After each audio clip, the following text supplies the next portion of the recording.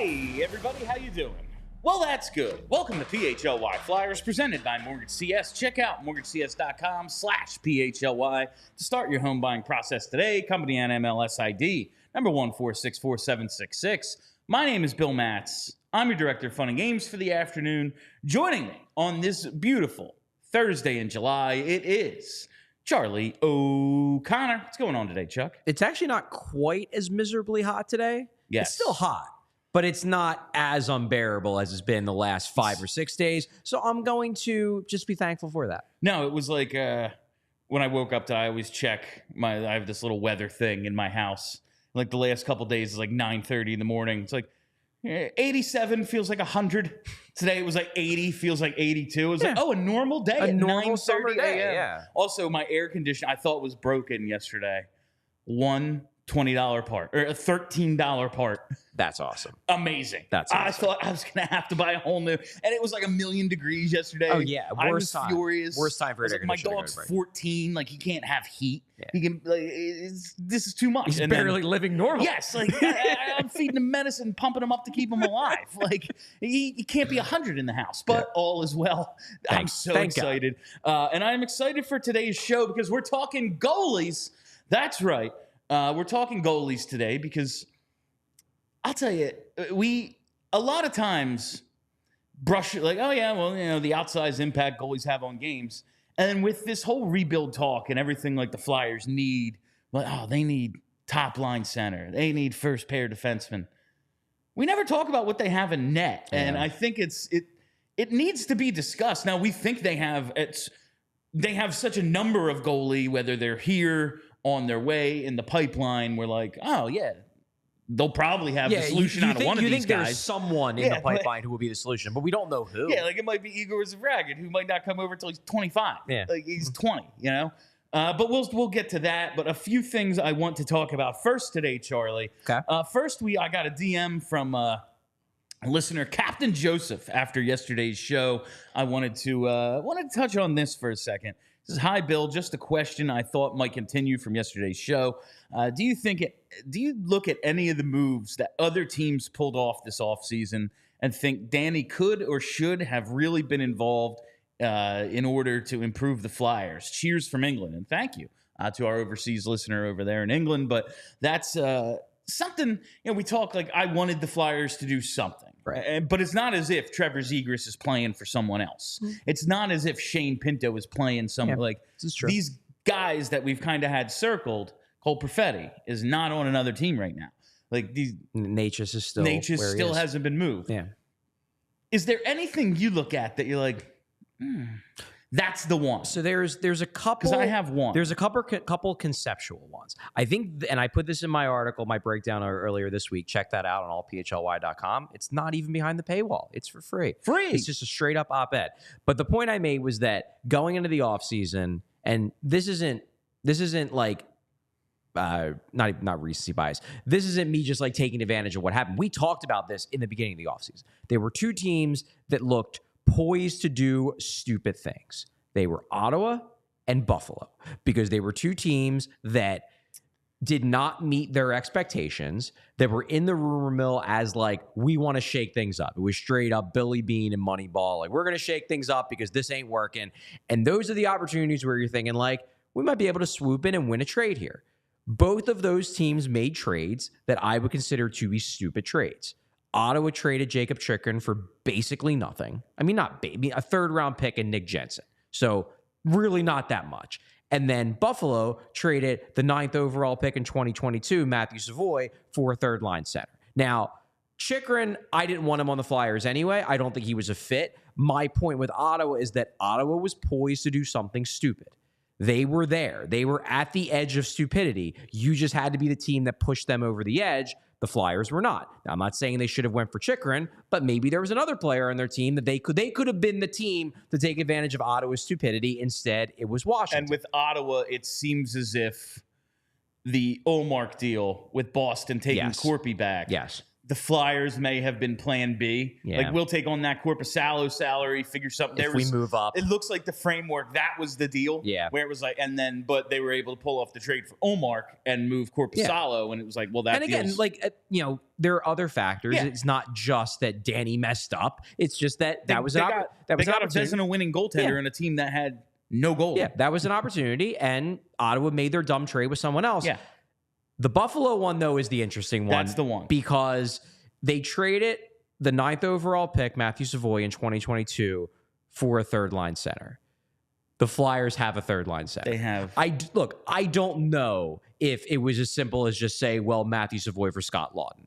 But that's the trade you look at, and you're like, man, I wonder if they would have been able to do that deal. Like, you look at Ryan McLeod, like, last 2 years, 11 goals, 23 points, 12 goals, 30 points. Yeah, that's Scott Lawton. Scott Lawton. Like, maybe less productive. Now, a little bit of an age difference. Yeah, he's 30. He's younger. And McLeod's 25. McLeod is faster. Yeah. And also, McLeod's underlying metrics, especially last year, significantly better than Lawton's last year when they were really in the toilet. So possibly the Flyers maybe presented that. Yeah. And they were like, now we like McLeod better. But you do look at that deal and you're like, well, shit. And I don't know what Matthew Savoy is going to turn into. I will say that he's exactly the kind of player the Flyers should be taking a shot at. A top 10 pick with high skill, who's a left winger. Like, their weak point in terms of where they're, if they have a weak point on the wing, it's the left side, not the right side. That would have been a guy where you're like, and just like, kind of wish Danny could have found a way to be that team that took advantage of that desperation. And like, just intangible wise, yeah, we all love, the grittiness Lawton plays with, the leadership he supposedly brings to the table. And I don't mean supposedly, I just mean, no, he does. I can't speak to it personally because I don't play for the Flyers. Fair. But like, this is a thing that he's credited with. But one thing he's never done is been on a playoff run while McLeod was just in the conference final. It's true. Or in the Stanley Cup final. It's true. So like, I guess if you're looking for, we want some of that, they brought that in experience, like the they winning, bring in a Bowen Byram, and it's like, we love him, the player, and we also love that he has won a Stanley Cup. He knows what it takes. He knows what it exactly. Yeah. I know we can put the air quotes around that, but GMs think about that shit. Yeah, like that is a real thing. But the Savoy thing, it's like, man, what if it was like Lawton and the Anaheim pick could have got that done? And I don't know. Yeah. Maybe it doesn't. Maybe. But Danny Briere was just on Flyers Daily with Jason Martinez. Yeah. And one of the things he talks about, like going into next year's draft, like they're excited for the 6 picks in the first 2 rounds. He's like, one thing I saw up close and personal this year was how coveted the early second round picks are. Because after day 1, everyone goes back, reconvenes. Yeah, there's 4 guys who everyone is sitting in their hotel room like, how the hell is he still available? Everyone looks at their board, and it might be different guys, but they're like, this guy we gave a first-round grade to, and he's still there. How do we get him? Yeah. And then you look at it, well, Flyers, not going to be great. Columbus, probably not that good. Anaheim, probably not that good. Yeah, they're going to be high up. There's going to be those. The Flyers one is the only one where you're like, maybe that's in the middle of the round. But it's still like, I bet you it's in the 30s. Well, we'll say. Maybe, But like, you look at them and go, these picks, they're basically late first round picks, especially if we look at the draft in terms of they think this is a much deeper draft. Right. Like, maybe that gets it, and maybe not. But that's the. I was hoping you'd say Savoy because that's the one I look at, and Ottawa is conceptual. Like, maybe there was something else there, but we look at what happened and what they did and say, they didn't miss on anything Ottawa did.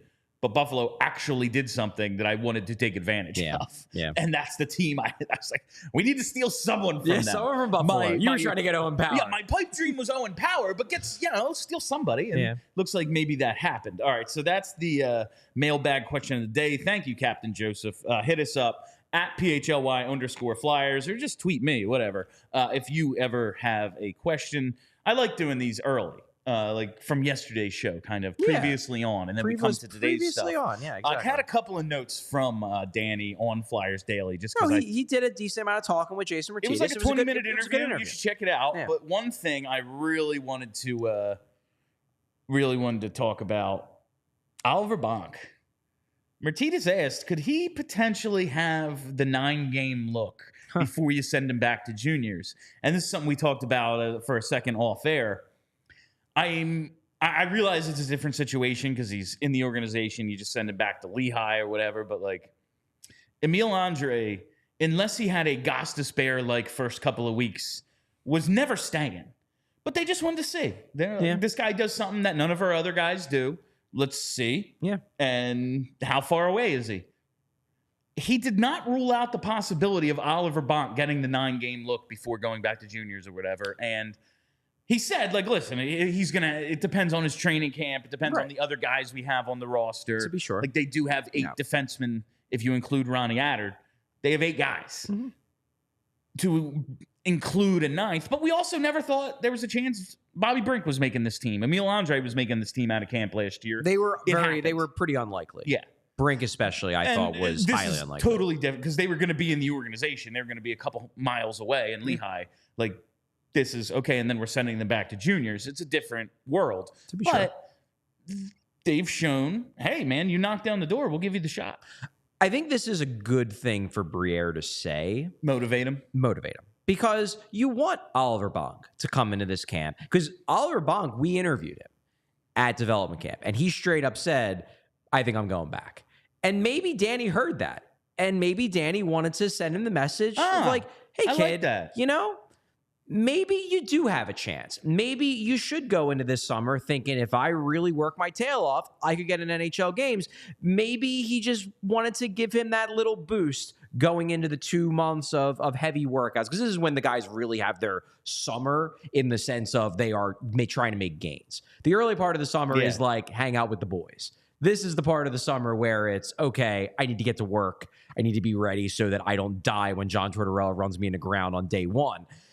Maybe Danny was giving him a little carrot. Little kick in the ass. Just to say, hey, Oliver, don't think it's completely out of all possibility you get some games at the start of the year. And I don't mind that. To your point that you talked to him you guys got to talk to him at development camp, this interview was recorded, it sounded like the Saturday prior to the scrimmage. Right. That morning, early afternoon. That morning, because they said like game tonight. Right. So probably that morning at the facility. Maybe he did hear that and was like, you should be trying to make this team. We have a lot of defensemen. None of them are any good. And I realize that's an overstatement. Some of them can play. It's obviously an overstatement. I do think though. Shit.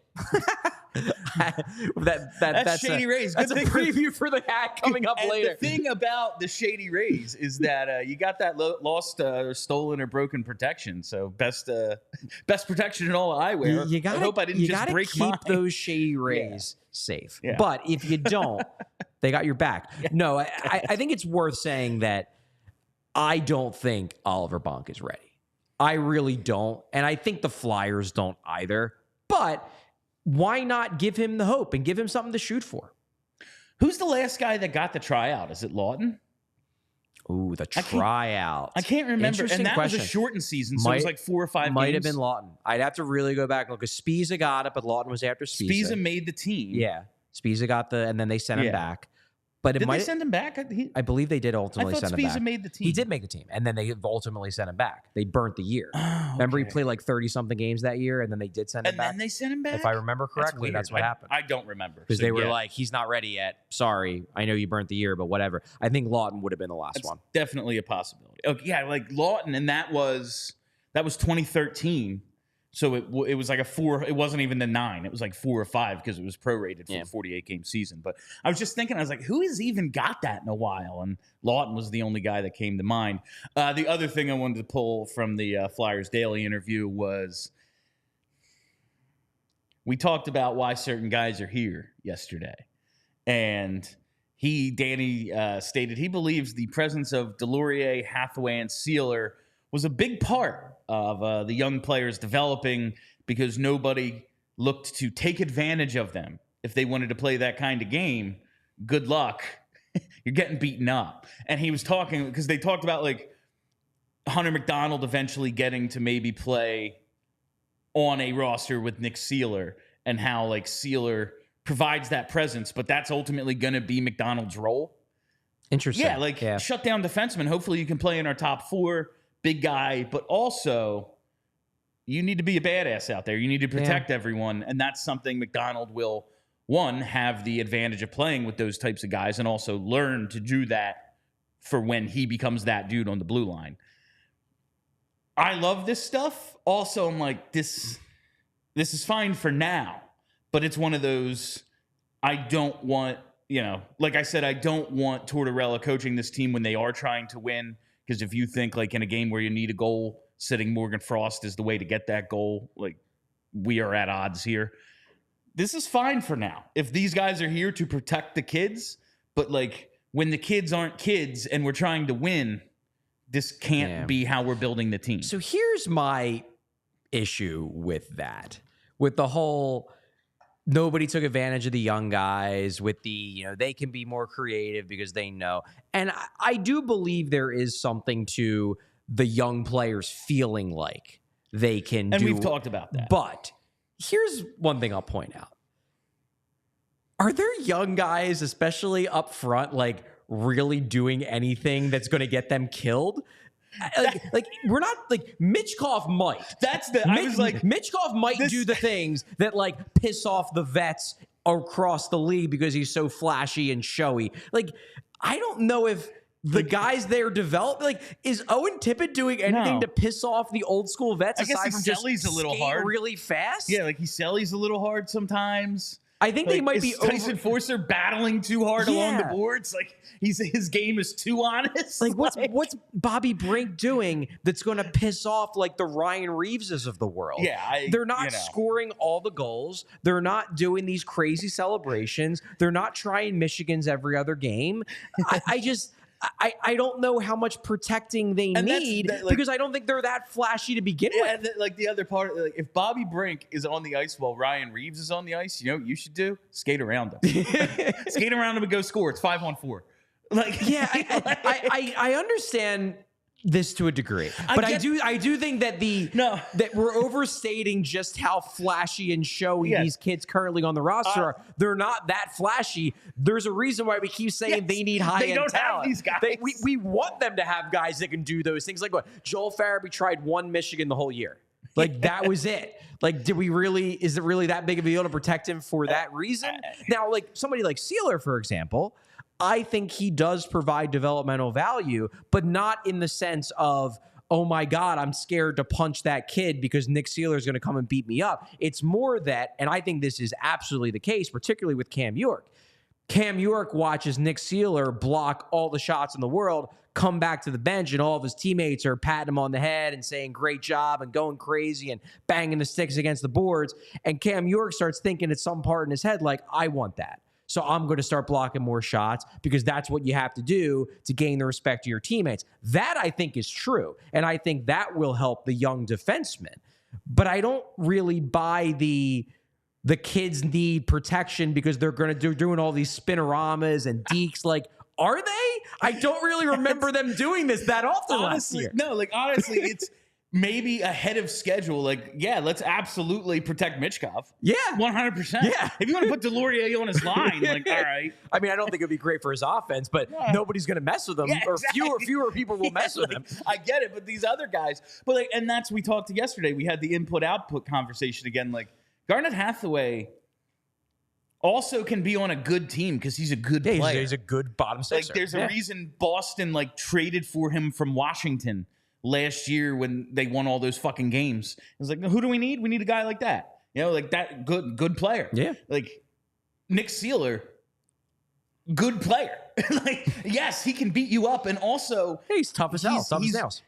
And those are the things you need. He's a good bottom of the line defenseman. Yeah, like those are the things you need on a winning team, but they also have to contribute to the, like, they don't all have to score a ton of goals, but they have to play well in some way. Yeah. Those two guys do. And that's, I think, like, lost in the conversation sometimes. I would agree. But like the protection angle, I will just never get the visual out of my head of Nick Delorier basically being pulled down the ice by Jacob Trouba, trying to fight him, and Trouba ignoring him as he fucking lays out Garnet Hathaway with one of the biggest hits of the year. Yeah. Totally clean hit. Yeah. But like, he didn't seem scared to do it. And Nick Delorier was literally riding him like a pony. Anyway, before we get into the goalie talk now today, we have to take a second talk to you about Rite Aid. Oh, man, Rite Aid. When you play against the Flyers, you probably need to go visit Rite Aid afterwards. But right now, we're going to talk to you about the Rite Aid Refreshery. It is a line of beverages that ranges from familiar family favorites to revitalizing, better-for-you options, and it's available exclusively at Rite Aid. First thing we got to talk about is the importance of hydration. I have learned in my many years in the summer months when you're partying, you got to be hydrated. And Rite Aid has the solutions for hydration. Purified water, spring water, electrolytes, distilled, alkaline bottled water, flavored, whatever you want, you can get it with the Rite Aid Refreshery options, as well as coconut water boasts a power-packed array of essential nutrients. It's fat-free, gluten-free, non-GMO, less than 1% sugar. Then you look at some of the more flavorful options. Single-serve iced tea, juice, and lemonade, as well as juices for a crowd. Great maybe mixers, great ideas if you're making cocktails, pineapple, cranberry, apple, strawberry, lemonade, many other flavors with organic options available. And then cold-pressed juices, nothing like a nice, fresh juice. Maybe you wake up after a night of partying. You want to... I just need something fresh. Well, they have that crafted from 100% fruits and vegetables, organic, non-GMO, no sugars added, or preservatives or artificial flavors, packed in eco-friendly glass bottles, which reduces plastic waste. It's important to stay hydrated, especially during the summer months. Get refreshment delivered. Shop online at riteaid.com/shop for same-day delivery, or buy online, pick up in store Refreshery products. And while we're here, let's talk about Indeed. You need to hire, you need Indeed. We're all driven by the search for better. But when it comes to hiring, the best way to search for a candidate isn't to search, it's to match. And you should do that with Indeed. If you need to hire, you need Indeed. Indeed is your matching and hiring platform with over 350 million global monthly visitors and a matching engine that helps you find quality candidates fast. So you can ditch the busy work. You can use Indeed to schedule, screen, and message so you can connect with candidates faster, but not just faster. 93% of employers agree Indeed delivers the highest quality matches compared to other job sites. So you can join more than 3.5 million businesses worldwide that use Indeed to hire great talent fast. Listeners of this show will get a $75 sponsored job credit to get your jobs more visibility at Indeed.com/AllCity. Just go to Indeed.com/AllCity right now and support our show by saying you heard about Indeed on this podcast. Indeed.com/ALLCITY. Terms and conditions apply. Need to hire? You need Indeed. Need Indeed. All right. It's goalie day. As I said, we talk a ton about the high-end talent this team needs. They need a 1C. They need someone who can, play pitch and catch with Mitch Cobb. They need, someone at the top of the point, run that power play, number one true defenseman, all that stuff. But with Carter Hart gone, the need for what is a true number one goaltender, and not every cup winner has one, but it sure makes things a whole hell of a lot easier. Your margin for error, a lot bigger when you have that number one goalie. With Carter Hart gone, I don't know what his ceiling was, but I think we knew as a known commodity, he's a number one. I think we knew with Hart that maybe he was never going to be the superstar that at times early in his career he looked like he might be, but he can be the starting goalie on a team that wins a Stanley Cup. If you put him on Edmonton or Colorado, you definitely don't lower their chances. Exactly. There would be no shock if he was a number one on a team that won. Now, he wouldn't be a Shesterkin. No. But he could certainly be, in all honesty, he could be Bob. Now, Bob had higher highs during that playoff run, but on the whole, Bob had some real bad games too. Hart could have done that, but now he's gone. The way things worked out, Carter Hart is no longer a part of the organization. And so the search for who can be that guy is on. We're going to talk about the NHL guys in just a little bit, but I want to start with the pipeline. Okay. Because I guess the guy who's closest, other than Fedotov and Ersson, it's Alexei Kolosov. Right. That is, if he's coming over. Now, it seems like he is. Well, look, everything I've heard is that the Flyers are kind of looking at this as, we have you under contract, bud. You kind of got to come over. We've talked to you. Everything you've told us is that you're planning to come over. There apparently was that clip of that picture of him last week wearing Phantoms gear when he's training over in Belarus. So everything seems to hint that he should be coming over. However, it's undeniable that there is some concern. And I think there was a little Freudian slip from Brent Flair after the scrimmage last Saturday when he was talking about the goalie situation. I think he was asked about Bjarnason and said, we got 2 goalies over in Europe, and, if Kolosov comes over, and then he stopped himself, he's like, Kolosov coming over. But you could tell that, like, internally, there is a little bit of concern. It's at least been a conversation. Yes, it does absolutely seem like the Flyers, while they think that he's coming, they, in behind closed doors, are like, is he actually going to come, or is this a thing? Because, look, Elliot Friedman doesn't report things in his column without hearing things. There's enough. He doesn't need to talk about Alexei Kolosov. Yeah, exactly. And he put out there on draft weekend, there's people wondering if Kolosov's actually going to come over. The Flyers are optimistic. They really like him. They're high on him, but people talk. And the reason why this all launched to begin with, apparently, from what I've been able to gather, is Kolosov was just telling, like, friends that he didn't love his time in North America, that he was homesick and whatever. Flyers caught wind of it. They talked to him. It seems like they believe they had smoothed it over. Then end of June comes around, and maybe Kolosov is still telling friends, I don't really love the States. I don't know. I think he's going to be here. I do. But I would be foolish to discount the possibility that he just doesn't get on the plane. Yeah. And, like, do you think we're a little extra paranoid because of Fedotov and Gauthier? Of course we are. Yeah. Like, that's part of this, right? But how could you not be? Yes. Especially, like, I realize Belarus, not Russia, but yes, it is. I don't think, leave it this way, I don't think this would be a situation where, like, anywhere comparable to Fedotov, where Fedotov basically was arrested and told you can't leave. Yeah. If Kolosov doesn't come over, it's because he has decided that he, from a personal standpoint, doesn't want to live in the United States and doesn't want to pursue his NHL dream yet. And if that's the case, like, yeah, I guess the Flyers could be like, well, you can't play hockey if you're not playing under contract, but also the KHL could just be like, well, screw you. And the KHL just told the IIHF to go fuck itself. Exactly. We don't care. Yeah, so there are ways. I don't know how this is going to play out. I think he's going to come over, but as I said, I would be foolish to rule out the possibility that this goes in a different direction because there's enough smoke that you can't rule it out. Also, when he came over last year to the Phantoms, like, fresh off of turning 22, a lot of these guys don't come over till a little later, 23, 24, 25. Like, he is really young. Yeah, he's youngish, to be sure. So we'll see how it works out. But he's, like, the closest in terms of...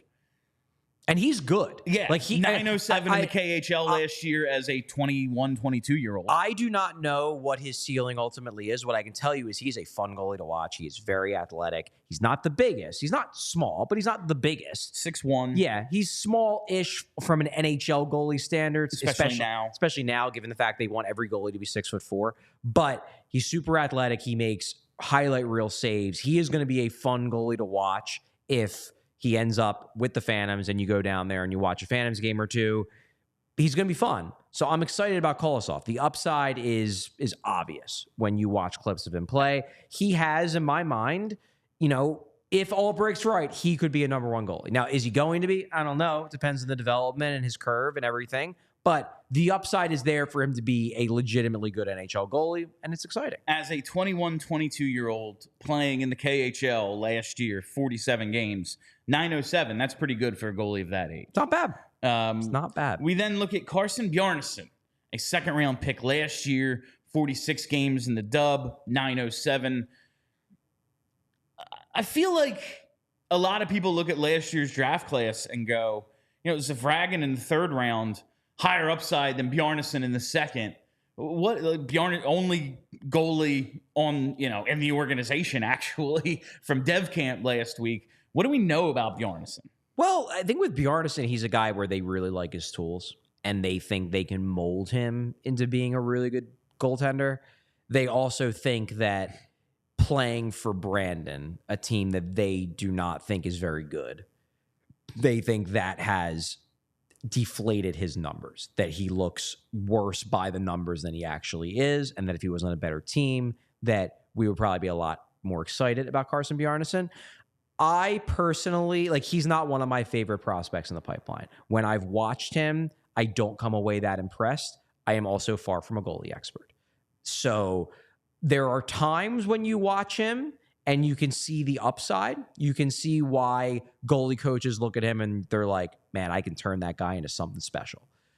And then he'll have games or he'll have days like he did on Saturday in the scrimmage where he looks actively bad. And to me, I look at Bjarnason as a guy who's going to take time, where they're going to bring him over, like they're going to bring him down to the Phantoms, and he's going to take a couple years. And then you're going to see if they can mold him into what the goalie coaches and what the goalie development staff, Brady Robinson, obviously Kim Dillabaugh, you're going to see what they can turn him into. To me, he's nowhere near being a finished product. He's way too inconsistent. He doesn't repeat strong performances enough for my liking, but he could get there because the upside's there. I don't look at Bjarnason as one of my favorite goalies in this pipeline. The last guy is Yegor Yegorov, third-round pick last year, played 26 games between the VHL and MHL, put up a .944 save percentage in those two leagues, and he just got moved over to the SKA St. Petersburg organization so he can eventually play in the K, because the organization he was in did not have a KHL affiliate. So he moved over there, I guess. It sounds like if there's going to be, the Sorokin type who comes over at some point and is fucking awesome, it could be him.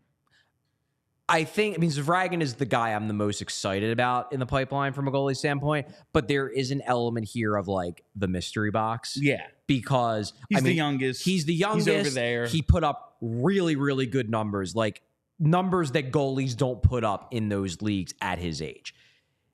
If he moves into the KHL and struggles for 2-3 years, then you're like, okay, well, that's why he slipped to the third round and he's not as good as we hoped. But he's exciting to me. I think the Flyers may have gotten a steal at this stage. I was similarly excited about Sam Ersson, looking at what he was doing at a young age in the Swedish second-tier Allsvenskan, then what he was doing for a really crappy team in the SHL. I want to see how this plays out with Zvragin. It's just 1 year. We're going to see how he does this year, where he ends up, what league he's playing in, what team he's playing in, and whatnot. But he's a guy that I can dream on, and that excites me. And just for shits and gigs, the Flyers still hold the rights to 27-year-old Matai Tomek, who is playing in Czechia. Just given the high variance of goaltenders, and I know this class was not all that highly thought of, but you look at Hart's gone. We don't know what's going on with Kolosov. Sandstrom just walked. Peterson stinks. Will be gone soon. Are you a little surprised they didn't draft a goalie? They made 7 picks, 5 forwards, 2 D-men. Just throw a dart on a goalie? Are you a little surprised? Not a little, but not majorly. I think John Bailey did an interview with Danny before the draft, a couple weeks before the draft for Philly Hockey Now, and Briere basically said, we're not going to spend a prime pick on a goalie this year. We may throw a dart later rounds. But if you're looking at the position and you're saying, well, maybe we'll use a 5th, 6th, 7th round pick on a goalie, you're not locking yourself into definitely doing it. So is it a mild surprise? When I did my every pick mock before the draft, I had them taking a goalie, I think, in the 6th round or the 7th round. But it's not blowing me away that they didn't. Those guys are unlikely to pan out anyway. It's just, I'm not like, oh my God, they didn't take one. It's just given the high variance of goalies and the holes that might be opening up in the organization. Say Kolosov does come over. All right, that means we got 2 prospect goalies.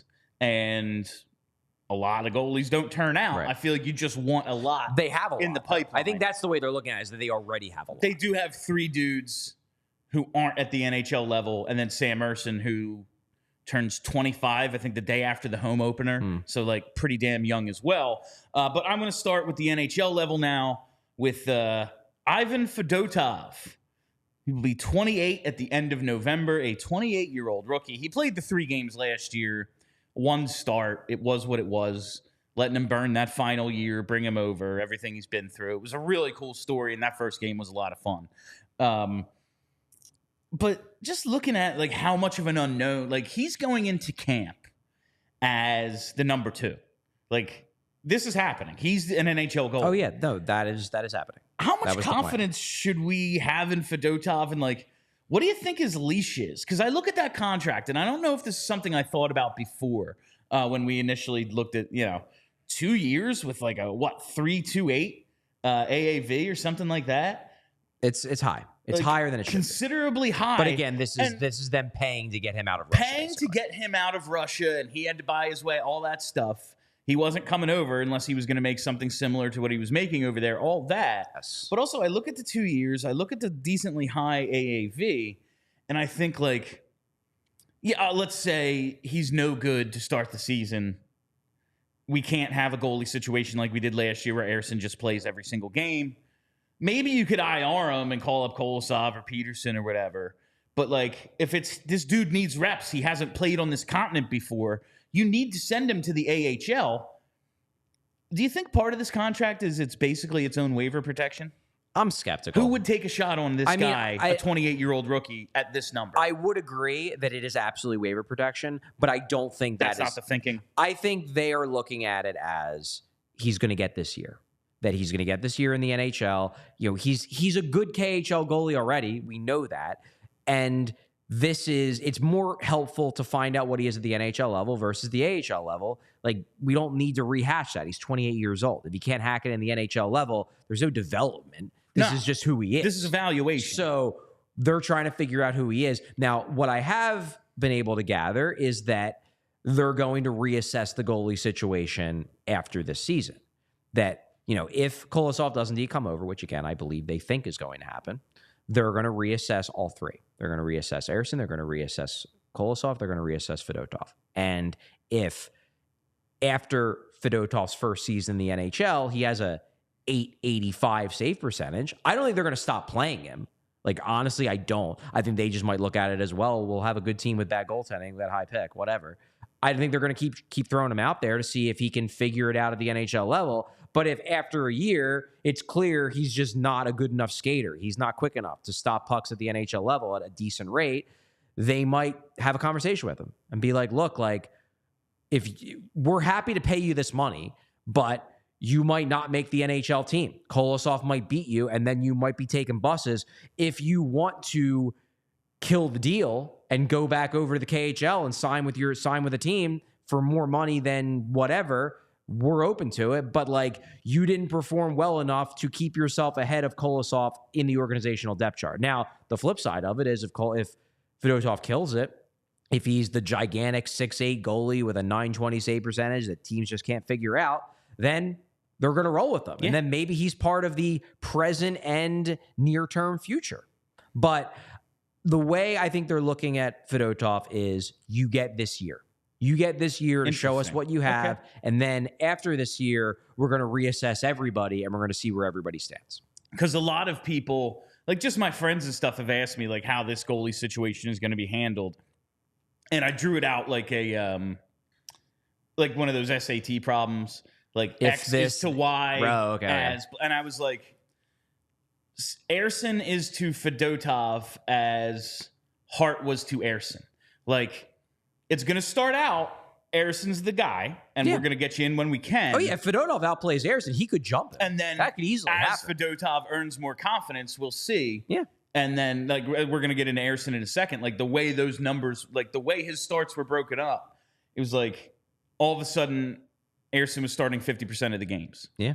And even before Hart. Before Hart disappeared. It was like working its way into a tandem because of how well Ersson was playing. Ersson earned the starts. And I think that's the Fedotov situation. It's like, it's going to be Ersson to start. And then if Ivan gives us a reason, we will play him more.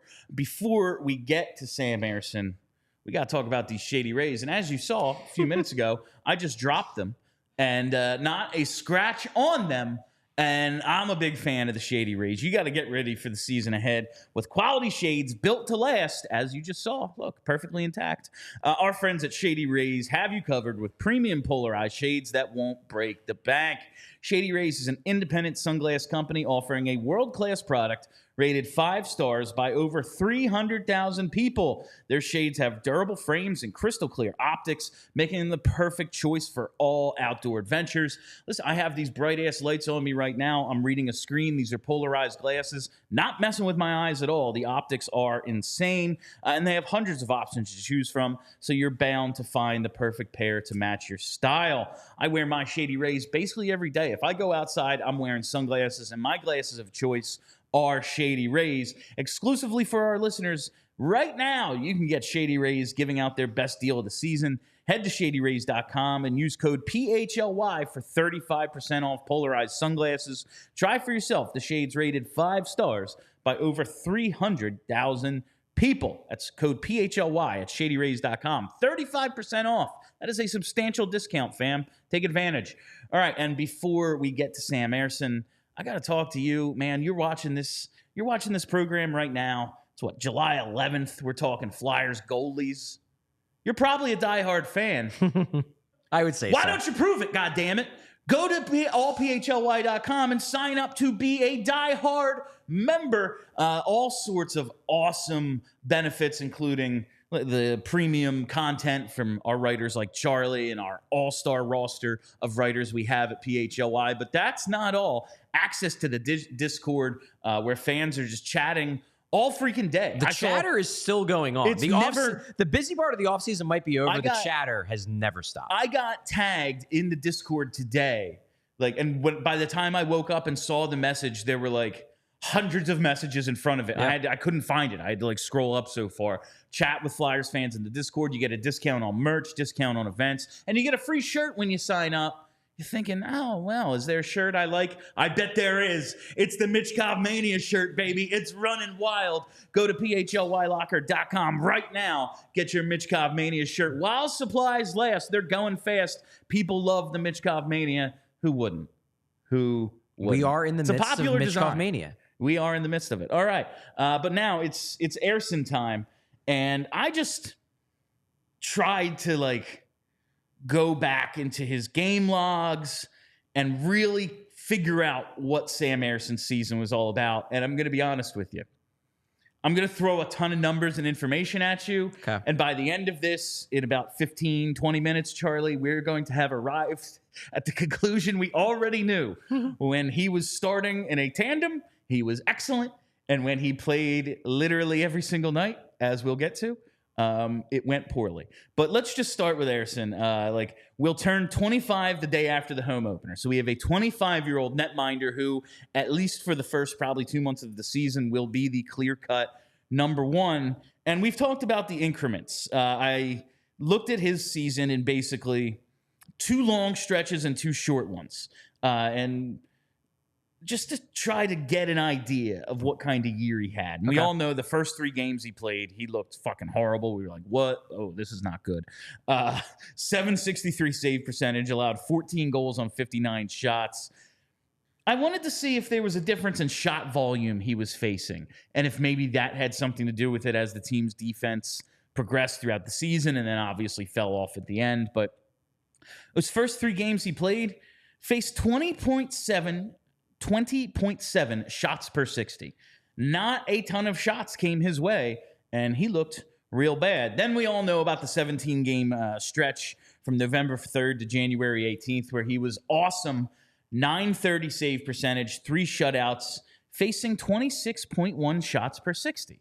So, decent number. The Flyers were a very good shot suppression team this year. Yeah, 26 really is an awesome number, especially when you consider, just getting shots on net is the entire point of the game now. It's like strikeouts, home runs, and walks in baseball. Everyone's just trying to get shots on net now. No one is quite the Hurricanes, but shot volume is huge. Yeah, it is. Then you look at the 28-game stretch. It was January 20th through April 9th, where, there were a few really good starts in there, but overall, put up an .867 save percentage, 26.6 shots per 60. I think the bigger thing Half here, though, a shot a game. The big thing here, though, is the sheer number of starts during that stretch. That's where it really... This is when Hart disappeared, yes. and this is when Ersson was basically given all of the starts because they couldn't trust anyone else. That's it. That's what I was looking at, and we'll get to the volume, just the number of starts. And then at the end of the year, the final 3 appearances, he did find a way to dig himself out of the hole he was in. Posted a .968 save percentage, 1 shutout, allowed 2 goals on 62 shots over the last 3 games. Closed out the season. He closed out the season after what was a nightmare couple of months. I was happy for him that he was able to finish the season on a high note rather than on that disastrous note that was the final 2 months. And just to close out the shot volume thing, I was like, all right, let's see what his best performances were. November 25th against the Isles, shutout, 25 shots. December 16th against Detroit, shutout, 32. January 13th against Winnipeg, 35. April 13th against the Devils, 20. So it was like some goalies are really good when they see few shots. Some are really good when they see a ton. His 4 shutouts, big variance there. 20 shots, 35, didn't matter. He was good in those situations. No unifying theme here. No. I checked out his home-road splits. Home. 12, 10, and 2 with an .890, a .267, and 2 shutouts. Road, 11, 9, and 5 with an .890, .297, and 2 shutouts. Basically identical splits, home and road. So, yeah. It really wasn't that. It really just came down to the workload. And you look at not even just the number of games, but the time in between games. Ersson's 17 great games came over a stretch of 35 games overall. Mm-hmm. So basically 50%, 48.6. I did do the math. Had to. In the span of 77 days. So 1 game like every 4.5 days, basically. Mm-hmm. And during that stretch, all strengths expected goal against was 45.87. He gave up 31 goals and had an .842 high danger save percentage. He was fucking great during the span. Really good. Yeah. And then we look at those 28 games that in the span of 34 games. Yeah, he only missed 6. He played 82.4% of the games over a several-month. And 20 years ago, that was normal. Not normal anymore. Not normal at all, especially for a guy who came into the season as the clear-cut backup. Like, that was what was going to happen unless he played himself into this role, which he did, and then obviously external factor of Carter Hart made it even. But played 82.4% of the games in the span of 81 days. That's a game every 2.9 days. And that does include the All-Star break, which was like 9 days off. That's wild. That's wild. It's fucking insane. Yeah. I can't believe I did all this math. And like, just that's the true wild just part. To is really, that Bill did math. I wanted to impress Charlie, honestly, with all my math. And just to really back up this numbers and the workload, first 2 games out of the break, he gave up 2 goals total on 50 shots against Florida, the Stanley Cup champions, and Winnipeg, who were pretty fucking good too. Really good. I was at that Florida game. Yeah, that was a great game by him. Really good in those 2 games out of the break. And then, of course, the workload became, again, what it was. And during that stretch, all strengths expected goals against 65.33. He gave up 80 goals, a .769 high danger save percentage, a huge drop from the .842 he had on high danger shots in that 17-game stretch where he was great. It's really all about the workload with Ersson. So, would you say it's fair to say his success this year hinges pretty heavily on Fedotov's success? If you can put him out once a week rather than like, Jesus, okay, it's a back-to-back, we have to play him, and he gets 9 starts instead of, 30, like, do you think it's that simple? So it is and it isn't, because I do... He could get better. Well, I do agree with the overarching idea that you can't run Ersson into the ground this year like you did last year if you want him to develop properly and also just get a fair shot, show what he can do.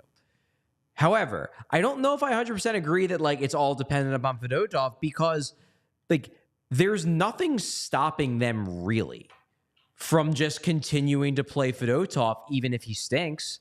Like they can continue to do a tandem and give Ersson the starts that is best for him even if they know that Fedotov isn't that good. Like, Fedotov can just go out there and get shelled twice a week, and then Ersson goes out there and plays well, and you'll learn that Ersson is good and Fedotov stinks, and your draft pick's higher.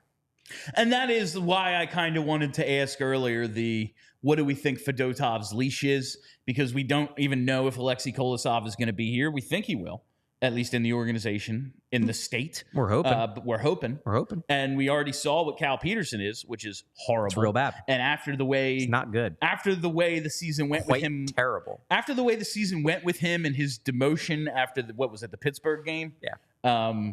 Can you One of the worst goaltending games I've ever seen in my life. It was unbelievable. Oh, my God. As somebody who played, like, South Jersey high school ice hockey, it was one of the fucking worst goaltending games I've ever seen. I was so sick that day. I had a fever, and like so too did Cal Peterson. And I still might have done a better job in goal than Cal Peterson. And like the way they were just like totally threw him under the bus. I don't even know if you watched the game. Everybody knew. The bus was already on top of him. I guess they didn't really have to throw him under there. Yeah. He was there himself. Yeah. But like, I don't even know if you can bring him back.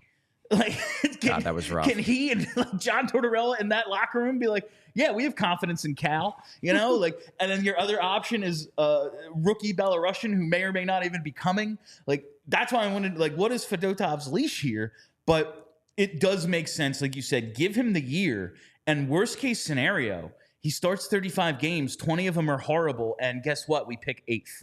Yeah. Like, that seems like a pretty... The other flip side of that, and this is where I say, like, even though in theory they don't have to run Ersson into the ground if it turns out Fedotov stinks, you do still have John Tortorella. In reality, you do still have John Tortorella as your head coach. He wants to win games. And if it turns out that he realizes, okay, I got one goalie I trust and one goalie who is bad, I am skeptical that he is actually going to adhere to a strict timeshare when one goalie can't stop a puck and the other one has a .918 save percentage. That's a completely fair point. What I'm saying is that they don't have to. Like, there is nothing stopping them from pulling back on Ersson's workload out of fairness to him, as opposed to doing the same thing they did last year because they only have one goalie they trust. You can continue to start the bad goalie. You can. Also, there's no guarantee Fedotov's bad. He might be good. He might jump Ersson in the depth chart. He very well could. Like, this is a completely unknown situation. That's why I wanted to spend the day discussing it, because we don't really know how it's going to go. We don't know. And we've said so many times, like, goaltending has such an outsized impact on the game. Yeah, if you have a superstar team, you can get by with a mediocre goalie. Yeah. You might even be able to win a cup with one. But we don't have that. Our best player might be 19 years old. And also, I mean, perfect example of the outsized impact of goalies. Look, I'm not saying that this was the only thing, but the Edmonton Oilers, the first month and a half of the year, they couldn't buy a save. They fired their coach. The team was in shambles. It was like, what's wrong with Edmonton? Yeah.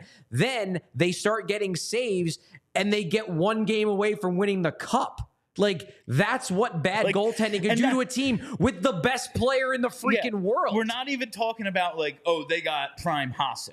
Like, they just got a guy who didn't suck for a little bit. Yeah. Like, that's all they needed was a guy who didn't suck. But that's the impact that having bad goaltending can have. If you're the Flyers, who are already just like a middle-of-the-road team at best, and you get crappy goaltending, like, you could pick 4th. Like, the Flyers were not good for a long stretch of time, even before they were losing every night. Like, they weren't playing particularly well, like, after the Hart situation. True. But because they got the best goaltending in the league November, December, and January, they were in the playoff hunt until game 82. Yeah. Like, and that's what can happen for you. Yeah. This is a completely unknown situation, and it's kind of, as much as we're like, oh man, Matvei, and like, listen, the point of this season is Matvei Michkov. Oh, they might as well be called the Philadelphia Michkovs this year. But everything's more fun when your goalies are at least stopping most of the shots. Absolutely. Because you're just like, and it does have a carrier effect onto the skaters. Because if the goalies can't stop a puck, what are we even doing? The skaters start running around like chickens with their heads cut off. And that's the last thing you want to see happen with a team that's trying to implement a positive culture. I really think, like, Dave Hackstall's first year, I don't think he's a good coach. I don't think those teams... Apparently Seattle didn't either. Yeah, I don't think he's good. I don't think those teams were any good. But, like, I think his knees kind of got cut out from under him when in, like, the first 2 weeks of the season, they couldn't buy a save. He's like, all right, remember everything we did in training camp? Yeah, we're playing different now. Like, oh, that's probably going to go well. And they lost 10 games in a row. And they rebounded. But, like, it went poorly, you know? I just, like, the goaltending is so big, and we have no idea that behind Michkov this year, in terms of storylines, like, yeah, Forster is huge. Like, all the Frost, all that shit. The goaltending might be the second biggest storyline. The goaltending might be the second most important thing. The only one I think could be bigger is Drysdale. Drysdale's huge. Yeah. I don't, honestly, forgot about him when I was making that point. Yeah, but those two, like, and we did get news yesterday down in Ocean City that Jamie Drysdale did confirm that it was a sports hernia. He shit the beach. That he is skating again, and that he expects to be fully ready for camp. So we knew that he was hurt. Briere revealed that. I reported that he did already have the surgery. This was just Drysdale himself talking about the specifics, but it sounds like he's back skating, he's back working out, and he thinks he'll be completely good to go for camp. So hopefully that proves to be the case. Just getting back to Ersson while we still have a few minutes here. Just like, I want him to win this job and be the guy, so we have, I do too. I can put one of those. I can put one of those checks next to the goaltender. Yeah, you know. As much as I like the idea of, like, man, Fedotov finally gets over here and kills it. That's a cool story. It'd be a fun story to write about. Ersson, to me, is my hope for the long-term goalie solution. Number one, he's younger. 25. Number two, I've just watched him. We know he can get it done in the NHL level for long stretches. I want to see him, grab the bull by the horns here and just take this job and run with it. That's what I'm rooting for. I really respect, and, like, listen, it's your dream to play in the NHL. No one's going to be like, workload's a little much for me today, coach. Yeah. Like, but I respect the position he was put in last year and how he didn't complain. He never said he was worn down. Like, they're saying, like, goalie's fucking tired. He was like, give it to me. Yeah. Give me them starts. Yeah. I really respect what he did for this team last year, stepping up. And I want to see him in a somewhat fair situation. Like, that was just, Marty Brodeur and Dominic Hasek can play those games. 28 out of 34? That ain't right for most goalies. No, we talk about Brian Elliott playing every game the month of December that one year for Hack and how it was ridiculous. Now, granted, he was also, like, in his 30s at the time. It was absolutely it was even more ridiculous. Yeah, it was more. But he did that for 3 months. Yeah. Ersson just did that for 3 months. I want to see what he can do with just a normal NHL workload. Just like, this is what goalies get now. You start 2 out of 3 instead of 8 out of 10. Like, that just makes a little bit more sense.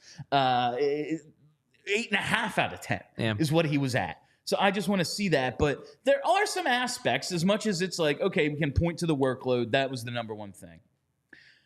Young goalies struggle with rebounds. That is a thing that happens 9 times out of 10 with young goalies. It's unsurprising.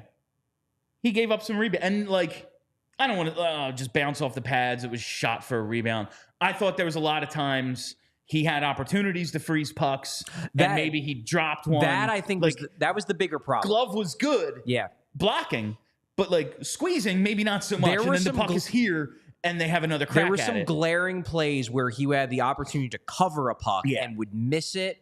And that he does need to work on. Like, there were a few goals that he allowed because he, like, put his glove on where he thought the puck was and he just missed it. And then the play continues and a goal gets scored. That's something he absolutely does need to work on. There's something here that I forgot about that, honestly, like, in the outline, I wrote any particular parts of his game you think he needs cleaning up. Yeah, I popped this out. And this is actually, this was a big one because, especially during that bad stretch when we were like, all right, no idea what Ersson we're getting tonight. Yeah. And it was like he makes the first 3 saves, and we're like, fuck yeah, we get good Ersson tonight. Yeah. The good versus bad, he does need to find a way when he doesn't have it to let in, like, 2 or 3 instead of 12. Yes. That's big in that you could tell by the midpoint of the first period whether you were getting good or bad Ersson. And if you were getting bad Ersson, you're like, he's not making it through the rest of this game. No. Like, he's going to get pulled at some point in the second period. And you're not going to have your best stuff every game. And this is a big thing for pitchers. Yeah. Like, sometimes you go out there, when you're at your best, you're throwing 98 and the fastball is only going up to 95. And you need to figure out a way to lean on your changeup and lean on your slider and your sinker you're going to give up some runs. You don't have your best stuff, but mitigate the damage. You give up 3 runs in 5 innings, and you give your team a chance to win, rather than getting pulled in the 3rd because you gave up 8. Now it's a bullpen day, and we have no chance. Exactly, and it kills us for tomorrow too. Exactly, and that's what Ersson was doing too much of last year. Is that when he didn't have it, he really didn't have it. He needs to get better at limiting the damage on the days when he doesn't have his best, because you're not going to have your best every day. Going back real quick though to the rebounds. I don't disagree with you that rebounds were a problem for him at times. I do want to say, and again, not a goalie expert, but when I talk to goalie experts, they do say this. Rebound control can be heavily impacted by fatigue, because a lot of it is directing pucks into the corners, not having them come out in the slot, and a lot of that is just the slight angle of your pads. And if you're a little bit more tired, your angles are going to be a little bit off. You don't quite have the energy to, twist that pad a 1/4 of an inch one way, and then a puck that normally would go into the corner instead goes into the slot, and then you give them a big rebound. So not saying that the rebounds weren't a problem. I'm just saying that I do wonder if that is tied to the workload he dealt with during that crazy stretch. Absolutely. And a lot of it was like the times where he just needed to freeze it and maybe lost it somehow, times where it hit him in the glove, he didn't squeeze it. And so much of that I just think is like, what's the hardest thing for all young players? Like, what does he need? Consistency. Yeah. Like, that's always. And that's part of consistency. Like,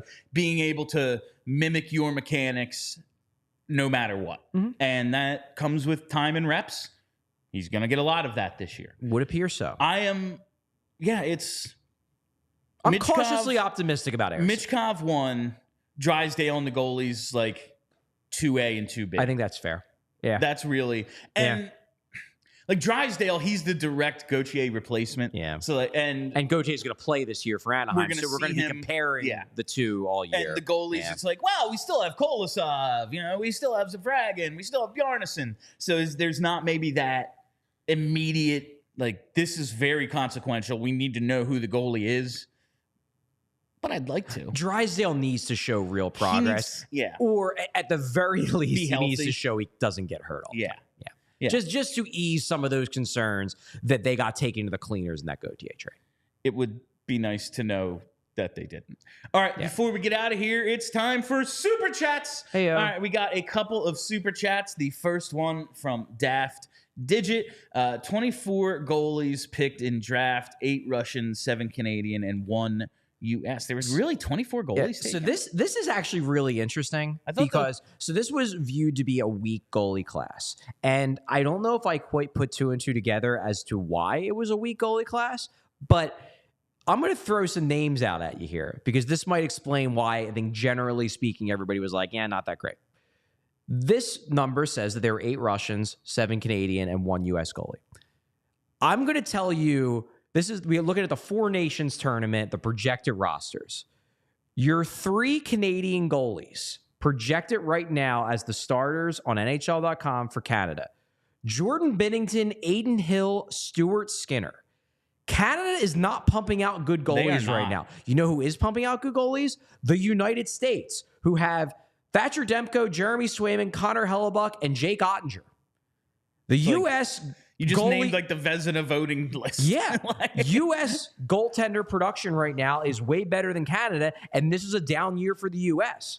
Canada was a decent year at least, but Canada ain't pumping out good goalies. For whatever reason, the U.S. and Europe, because obviously Russia's pumping out good goalies, Sweden always pumps out good goalies, they're pumping out their usual share of solid goaltenders. The U.S. has gotten a lot better. Canada's gotten a lot worse. So that might have played into why this is a weaker than average goalie class, because the U.S. had a weaker than average goalie year. This is a dumb question. Does Briz's kid count as a Russian or an American? Ooh. Because they live here. I think American.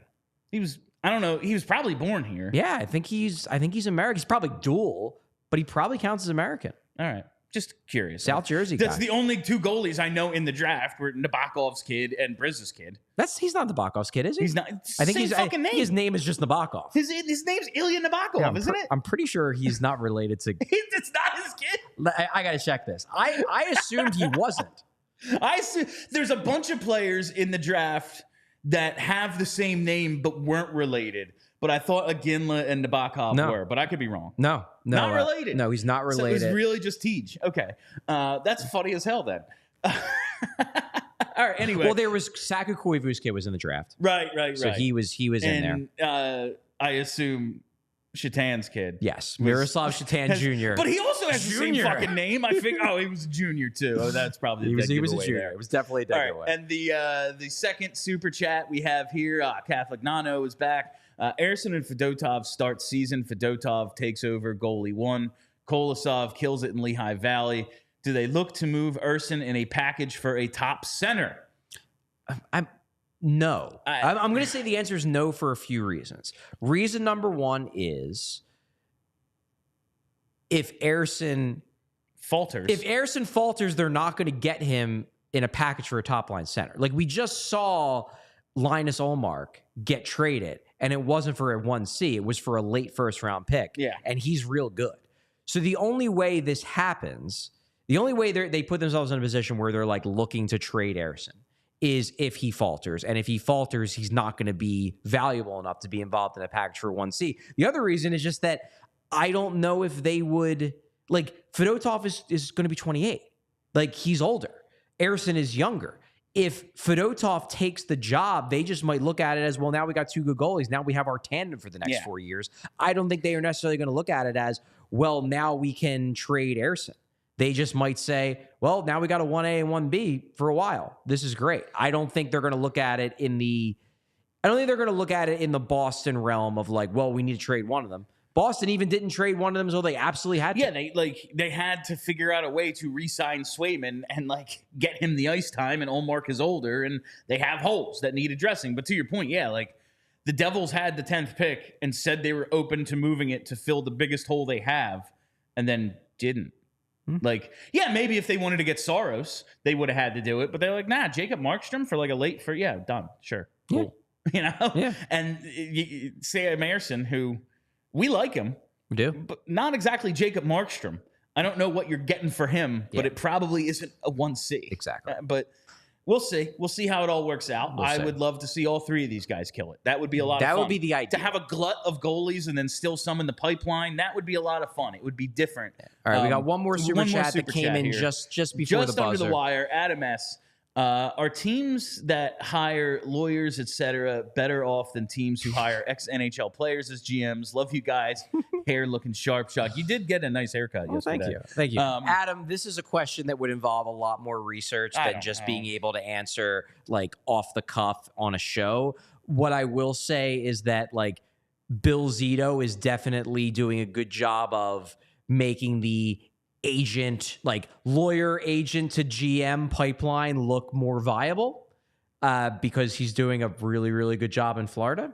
But Joe Sakic's doing all right. Yeah. There's other former players as GMs that are doing a great job too, I do think it's opening the door to be like, there are so many routes. I mean, Jesus Christ, you can be a microbiologist or whatever. I was going to say I think he's a biochemist. Yeah, biochemist. Like you can be like John Cooper, who was a lawyer and a lacrosse coach, is now like the best coach in hockey. Like certainly one of the better there's ones. Just a lot more doors opening. Yeah, but I don't know. It's always going to be a good old boys club in some respects. In some ways, I mean that was the funny part when the Capitals announced that they were moving Patrick into the GM job and they were promoting McClellan. And I was like, oh, he's young, like fresh blood. And then I look up and he's like part of like the Lester Patrick family. It's like, oh, yeah. I wonder how he got in. I have a trophy. I have a trophy named after me. All right. That's pretty much it. That is all the time we have for you today. Thank you all for listening. Thank you for hanging out. If you haven't already, you got to hit that subscribe button. Follow us right here on YouTube. Never miss a live show. Make sure you set those reminders. Charlie and JP will be with you live tomorrow at 1 o'clock. Congratulations, Frankie Bomb. I will be at his wedding this weekend, so that's where I will be. Follow us on Twitter at PHLY_Flyers and follow the podcast wherever you get those PHLY Subscribe Flyers. on YouTube, please, if you are a regular watcher and haven't subscribed. Oh, let's really do that. Helps us out. Do that thing where everyone hits like. Other shows do that. Other shows do that. They're like, let's get an uptick of likes. So everyone do that before we get the hell out of here as well. Give us that thumbs up. All right. Let's get that number up. Thank you to our presenting sponsor. Those are rookie numbers. Yeah. Our presenting sponsor each and every day, Mortgage CS. Check out mortgagecs.com/PHLY to start your home buying process today. All right. That'll do it for us. My name's Bill Matz. That's Charlie O'Connor. You stay loose and sexy, Philly. We all silly like the mayor.